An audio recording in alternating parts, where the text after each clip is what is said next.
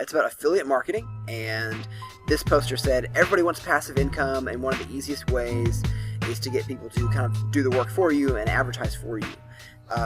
He or she says they tried to set up affiliate marketing for people they knew, and that didn't really work out.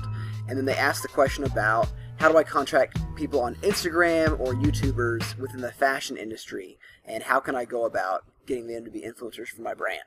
Yeah, so I think that the first thing you need to start off with is, I don't know very many income forms that are passive beyond investing. So the first thing is, like, when you're building a business, when you're starting a business, the whole work smarter, work harder debate. I'm a big fan of... Sorry. I'm a really big fan of doing both. And so when it comes to this and getting into the actual question itself, there's a few ways you can tackle influencer marketing. The first thing that you need to be able to do is it needs to be a good situation for both of you.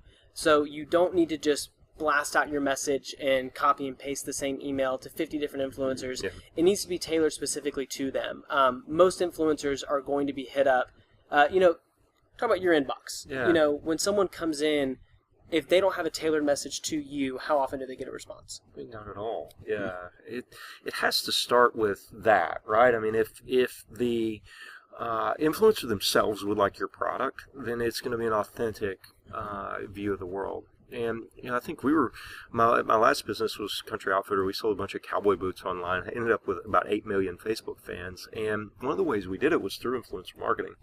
And to us, the king of the hill, the queen of the hill, the absolute perfect person to push our boots was the Pioneer Woman. This was right as she had her Food Network, HGTV, all this exposure.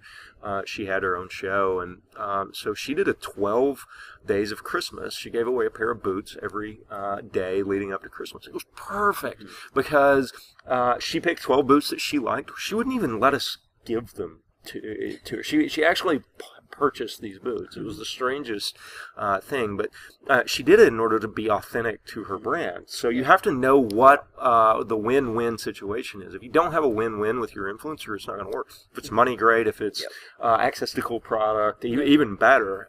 So there has to be a win-win, and in order to do that, it's got to fit their demographic and them as a human being. This is an actual human you're trying to get to do something for you. Yeah, and so stepping it out, it's going after influencers. So if you have a small budget or you're a smaller company, there's a different tactic than if you have a large media spend, if you can reach out to larger people.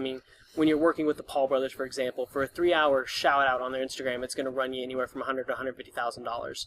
I don't know how many people have that, but if you do, great, it's worth it. It's worth the investment. But when you're working with smaller influencers, I love talking about staying true to your brand.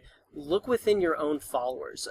Someone who has massive influence, even though they have a small follower account, is still going to be able to push product because they have an authentic relationship with the followers themselves. So look within the people that are already interacting with your company, already interacting with your brand.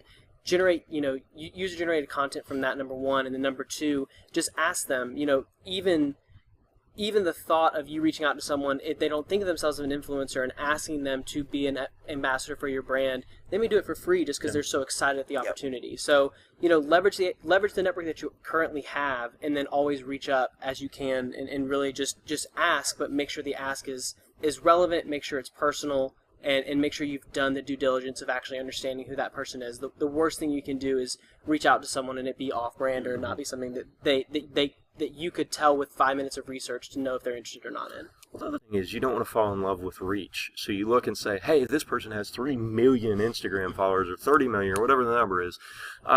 If it's off brand, then it doesn't matter. You're going to pay extra to get those 30 million.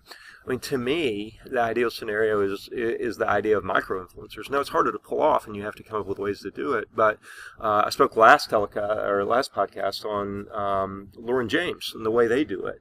Every person that buys their stuff, it can be a micro-influencer. So that's what they do. They've got over a million or close to it unboxing videos on YouTube, and that's just influencer marketing right there. Is all it is, and it works very well because it's very authentic.